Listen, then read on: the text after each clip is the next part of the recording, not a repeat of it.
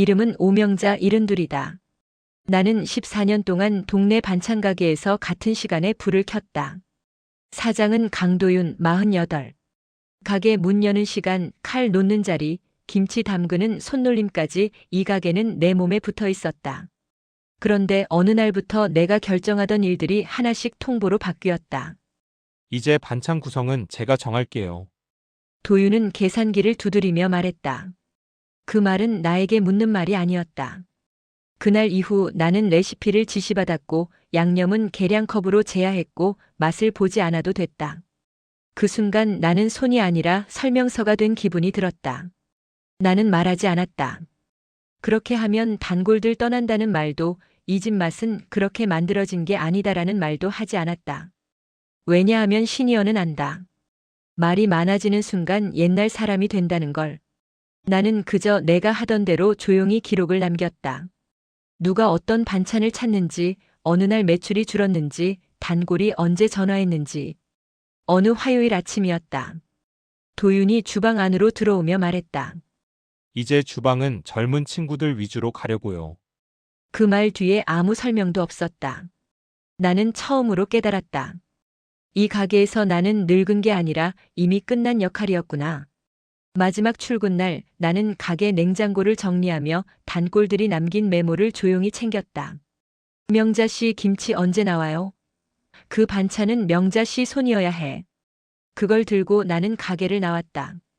그런데 집에 도착한 후 나는 그 메모들을 식탁 위에 펼쳐놓고 한참을 바라봤다. 14년이 통째로 부정당한 기분이었다. 하지만 그날 밤 나는 처음으로 생각했다. 내가 쌓아온 시간이 정말 아무것도 아니었을까? 그 다음 주 목요일 전화가 왔다. 김순희 씨였다. 12년째 깍두기만 사가던 단골이었다. 명자 씨, 요즘 가게 반찬 맛이 이상해요. 혹시 어디 편찮으세요? 나는 대답하지 않았다. 그저 제가 그만뒀어요 라고만 말했다. 순희 씨는 잠시 말이 없더니 조심스럽게 물었다. 그럼 혹시 집에서 반찬 좀 해주실 수 있어요? 돈은 더 드릴게요. 나는 거절하려다가 문득 멈췄다. 14년 동안 내가 만든 맛을 기억하는 사람이 있다는 게 이상하게 마음을 흔들었다. 그래서 나는 말했다. 한번 해볼게요. 그렇게 시작된 주문이 하나 둘 늘어났다. 전단도 없었고 홍보도 없었다. 그저 전화가 왔다. 혹시 예전 그 맛 맞죠? 일주일 후 나는 새벽 시장 한쪽 작은 칸막이를 빌렸다. 거기서 주문받은 반찬만 만들었다. 냉장고 하나, 가스레인지 2구, 플라스틱 반찬통. 그게 전부였다. 그런데 놀라운 일이 일어났다. 단골들이 하나씩 찾아왔다. 처음엔 어색하게 인사만 하던 사람들이 나중엔 일주일치를 몽땅 주문했다. 그 무렵 도윤의 가게 앞은 점점 조용해졌다. 나는 그 소식을 직접 듣지 않았다. 하지만 시장 사람들은 알고 있었다. 도윤이 요즘 매출 때문에 고민이 많다는 걸. 단골들이 하나씩 발길을 끊었다는 걸. 그런데 그날 내가 반찬을 포장하고 있을 때였다. 누군가 내 칸막이 앞에 섰다. 고개를 들었을 때 그 사람은 강도윤이었다. 도윤은 아무 말 없이 내 작업대를 한참 바라봤다. 김치통, 무침 반찬 그리고 포장을 기다리는 주문서들. 그는 손으로 얼굴을 쓸어내리더니 조심스럽게 입을 열었다. 명자 누님. 제가 잘못 생각했나 봐요. 나는 손을 멈추지 않았다. 깍두기를 통에 담으면서 대답했다. 뭘 잘못 생각했는데요? 도윤은 말끝을 흐렸다. 그는 변명을 늘어놓지 않았다. 단지 이렇게 말했다. 가게 매출이 30% 떨어졌어요. 단골들이 안 와요. 나는 고개를 끄덕였다. 그리고 조용히 말했다. 그럴 줄 알았어요. 도윤은 당황한 얼굴로 나를 봤다. 그는 내가 화를 내거나 비난할 거라고 예상했던 것 같았다. 하지만 나는 그러지 않았다. 그저 계속 반찬을 담으며 말했다. 사장님은 제가 늙어서 교체한 거라고 생각하셨죠. 그런데 사실은 달랐어요. 이 가게 맛은 레시피가 아니라 손이었거든요. 단골들은 김치 양념 비율을 외우러 온 게 아니에요. 그냥 저의 손맛을 믿으러 온 거예요. 도윤은 아무 말도 하지 못했다. 나는 마지막 반찬통 뚜껑을 덮으며 덧붙였다. 사장님 가게는 잘 되길 바래요. 진심이에요. 근데 저는 이제 제 이름으로 일할 거예요. 그 말을 끝으로 나는 주문서를 챙겨 자리를 떠났다. 도윤은 그 자리에 한참을 서 있었다. 나는 뒤돌아보지 않았다. 그날 이후 도윤은 다시 찾아오지 않았다. 도윤이 떠난 후 이틀째 되던 날 이상한 일이 벌어졌다. 평소 같으면 조용했을 칸막이 앞에 사람들이 모여들기 시작한 것이다. 처음엔 우연인 줄 알았다. 하지만 그게 아니었다. 명자 씨, 저희 며느리한테도 소개했어요. 박영숙 씨가 웃으며 말했다. 그녀 옆엔 처음 보는 젊은 여자가 서 있었다. 며느리는 공손하게 인사하며 물었다. 혹시 도시락 반찬도 해주세요? 나는 고개를 끄덕였다. 그런데 그날 오후 전화가 5통이나 왔다. 모두 영숙 씨가 소개한 사람들이었다. 일주일 후엔 더 놀라운 일이 일어났다. 동네 부녀회장이 직접 찾아온 것이다. 그녀는 명함을 건네며 제안했다. 명자 씨, 우리 경로당에 반찬 납품 좀 해주실 수 있어요? 한 달에 2번 정도요. 나는 잠시 망설였다. 혼자 감당할 수 있을지 확신이 서지 않았다. 하지만 부녀회장은 덧붙였다. 우리가 도윤이 가게에 맡겼는데요. 요즘 맛이 영 아니에요. 어르신들이 다들 명자 씨 찾으시거든요. 그 말을 듣는 순간 나는 묘한 감정을 느꼈다. 뿌듯함이 아니라 책임감이었다.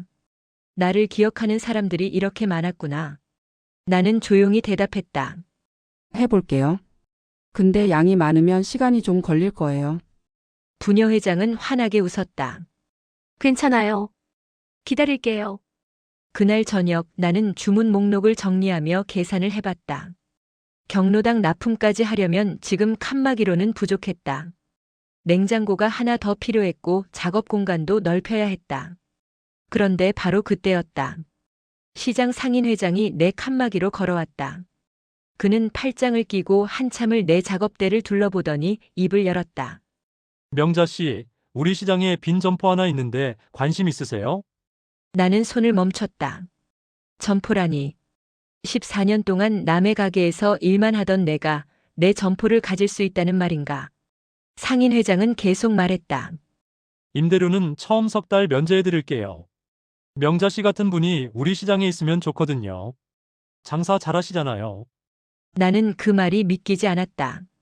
저 이제 70이 넘었는데요. 상인회장은 어깨를 으쓱했다. 나이가 뭐 중요해요. 손님이 찾으면 그게 실력이죠. 그날 밤 나는 잠을 이루지 못했다. 점포를 얻는다는 건 단순히 공간이 넓어지는 게 아니었다. 그건 내 이름을 거는 일이었다. 14년 동안 누군가의 뒤에 숨어 일하던 내가 이제 앞으로 나서는 일이었다. 두려웠다. 하지만 동시에 이상한 확신이 들었다. 내가 지금까지 해온 일들이 헛되지 않았다는 확신. 단골들이 나를 기억한다는 확신. 그리고 무엇보다 나는 아직 끝나지 않았다는 확신. 다음 날 아침 나는 상인회장에게 전화를 걸었다. 점포 보여주세요. 그렇게 나는 처음으로 내 이름을 걸 준비를 시작했다. 그리고 그 순간 나도 몰랐다. 이 작은 결정이 동네 전체를 뒤흔들 줄은. 석 달이 지났다. 나는 더 이상 새벽 시장 칸막이에 있지 않았다. 시장 입구 모퉁이 햇볕이 잘 드는 자리에 명자 반찬이라는 간판을 달았다. 20평도 안 되는 작은 점포였지만 내 이름이 붙은 첫 공간이었다. 간판을 다는 날 단골들이 하나씩 모여들었다. 누군가는 떡을 들고 왔고 누군가는 화분을 가져왔다. 박영숙 씨는 내 손을 잡으며 말했다. 명자 씨, 진작 이렇게 하지 그랬어요. 나는 웃으며 대답했다. 이제라도 했잖아요. 개업 첫날 주문이 쏟아졌다. 전화는 쉴 새 없이 울렸고 문자는 계속 쌓였다. 김치 20통, 나물 반찬 30개, 도시락 반찬 세트 15개. 혼자서는 도저히 감당할 수 없는 양이었다. 그래서 나는 결정을 내렸다. 도움이 필요하다고. 이틀 후 김순희 씨가 찾아왔다. 그녀는 68 빈둥지 증후군으로 우울해하던 사람이었다. 명자 씨, 저 여기서 일 좀 배워도 될까요? 돈은 안 주셔도 돼요. 나는 고개를 저었다. 돈은 드려야죠. 근데 힘들어요. 순희 씨는 환하게 웃었다. 괜찮아요. 집에만 있는 것보다 나아요. 그렇게 우리는 둘이 되었다. 순희 씨는 생각보다 손이 빨랐다. 나물 다듬고 양념 버무리고 반찬통에 담는 일을 금세 익혔다. 일주일 후엔 최정자 씨도 합류했다. 일은 하나 남편 없이 혼자 사는 사람이었다. 저도 뭐라도 하고 싶어요. 그렇게 우리는 셋이 되었다. 그 무렵 동네 신문 기자가 찾아왔다. 젊은 여자 기자였는데 취재 이유를 물었다. 요즘 시장에서 명자 씨 얘기가 많이 나와요. 70에 창업했다고. 나는 쑥스러웠지만 인터뷰에 응했다. 기자는 물었다. 힘들지 않으세요? 나는 잠시 생각하다 대답했다. 힘들죠. 근데 이상하게 행복해요. 제 방식대로 하니까요. 누가 이래라 저래라 안 하니까요. 기사가 나간 건 일주일 후였다. 제목은 이랬다. 14년 경력 반찬명인 70의 당당한 창업 사진도 실렸다. 김치를 담그는 내 모습이었다. 그날 오후부터 전화가 폭주했다. 기사를 보고 찾아온 손님들이었다. 어떤 사람은 시내 건너편에서, 어떤 사람은 인터넷으로 주문하고 싶다고 했다. 그런데 그날 저녁 예상치 못한 전화가 걸려왔다. 지역 방송국이었다. PD라는 사람이 말했다. 명자 씨, 저희가 시니어 재도전 특집을 준비 중인데요. 출연해 주실 수 있으세요? 나는 당황했다. 전 그냥 반찬 장사인데요. PD는 웃으며 말했다. 그게 중요한 거예요. 평범한 사람의 평범하지 않은 용기요. 일주일 후 촬영팀이 왔다. 카메라 2대, 조명, 마이크. 처음 보는 장비들이었다. 나는 긴장했지만 최대한 자연스럽게 행동했다.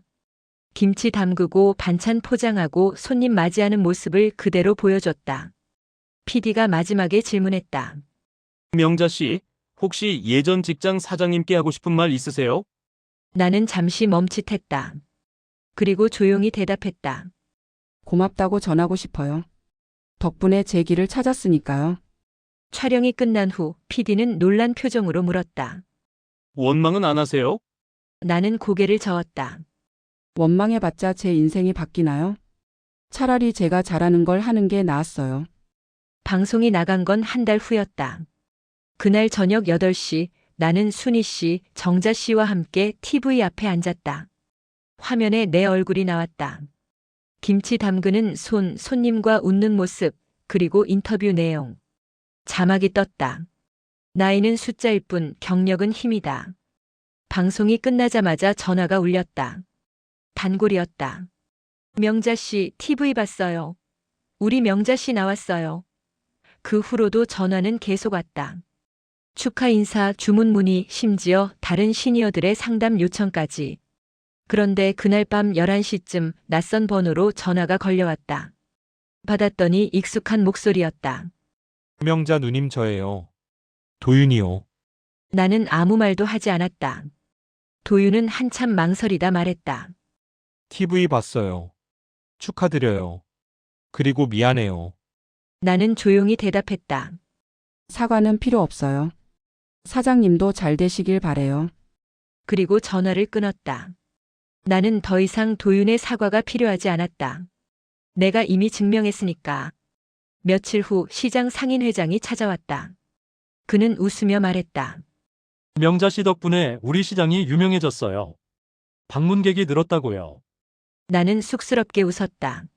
하지만 속으로는 알고 있었다. 이건 시작일 뿐이라는 걸. 지금 나는 73이다. 여전히 새벽 5시에 일어나 김치를 담근다. 허리는 가끔 아프고 손목은 자주 저리지만 이상하게 행복하다. 왜냐하면 이건 내가 선택한 일이기 때문이다. 명자 반찬은 이제 동네에서 제법 알려진 곳이 되었다. 하루 평균 50개 이상의 주문이 들어오고 주말엔 100개가 넘을 때도 있다. 순희 씨와 정자 씨는 이제 나만큼 능숙하게 반찬을 만든다. 우리는 셋이서 하루 10시간씩 일한다. 힘들지만 불평하지 않는다. 오히려 웃음소리가 끊이지 않는다. 얼마 전엔 뜻밖의 일이 있었다. 젊은 여자 한 명이 찾아왔다. 30대 초반으로 보였다. 그녀는 명함을 건네며 자기소개를 했다. 온라인 식품 플랫폼 MD라고 했다. 명자 씨, 저희 플랫폼에 입점하실 생각 없으세요? 전국으로 배송할 수 있어요. 나는 깜짝 놀랐다. 전국이요? 저는 그냥 동네 반찬 가게인데요. MD는 고개를 저었다. 아니에요. 요즘 사람들이 찾는 게 바로 이런 거예요. 정성, 손맛, 그리고 진짜 이야기요. 나는 순희 씨와 정자 씨를 쳐다봤다. 둘 다 놀란 표정이었다. 나는 잠시 고민하다 물었다. 그럼 우리가 감당할 수 있을까요? 양이 많아지면요. MD는 웃으며 말했다. 천천히 하시면 돼요. 처음엔 하루 20개 정도만 올리시고 익숙해지면 늘리면 되죠. 나는 결국 승낙했다. 일주일 후 명자 반찬은 온라인에도 등장했다. 처음엔 조심스러웠다. 온라인 주문이라는 게 낯설었으니까. 하지만 놀랍게도 반응이 좋았다. 리뷰가 달리기 시작했다. 엄마 손맛 나요. 이런 반찬 처음 먹어봐요. 정성이 느껴져요. 그 리뷰들을 읽을 때마다 나는 뭉클했다. 내가 만든 반찬이 누군가의 식탁을 채우고 누군가의 하루를 따뜻하게 만들고 있다는 게 실감났다. 한 달 후 또 다른 손님이 찾아왔다. 이번엔 60대 중반의 여자였다. 그녀는 조심스럽게 입을 열었다. 명자 씨, 저도 명자 씨처럼 뭔가 해보고 싶은데요. 용기가 안 나요. 혹시 조언 좀 해주실 수 있으세요? 나는 손을 멈추고 그녀를 바라봤다. 그녀의 눈엔 두려움과 기대가 동시에 담겨 있었다. 나는 조용히 말했다. 저도 처음엔 무서웠어요. 70이 넘어서 뭘 새로 시작한다는 게 말이 안 된다고 생각했죠. 근데 알았어요. 나이는 핑계일 뿐이라는 걸. 진짜 문제는 두려움이에요. 그녀는 고개를 끄덕였다. 나는 계속 말했다. 그리고 하나 더요. 당신이 평생 해온 일 그게 뭐든 그건 쓸모없는 게 아니에요. 세상이 그렇게 말할 뿐이에요. 진짜 가치는 당신이 증명하는 거예요. 그녀는 눈시울을 붉혔다. 그리고 감사하다며 내 손을 꼭 잡았다. 그날 이후로도 비슷한 사람들이 종종 찾아왔다. 시니어들이었다. 퇴직하고 갈 곳 없는 사람, 집에만 있어 우울한 사람, 뭔가 하고 싶지만 용기 없는 사람들. 나는 그들에게 같은 말을 해줬다. 당신은 아직 끝나지 않았어요. 며칠 전엔 또 다른 놀라운 일이 있었다. 강도윤의 가게가 결국 문을 닫았다는 소식을 들었다. 나는 그 소식에 복잡한 감정을 느꼈다.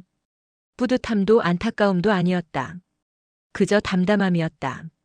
나는 도윤을 망하게 하려고 이 일을 시작한 게 아니었다.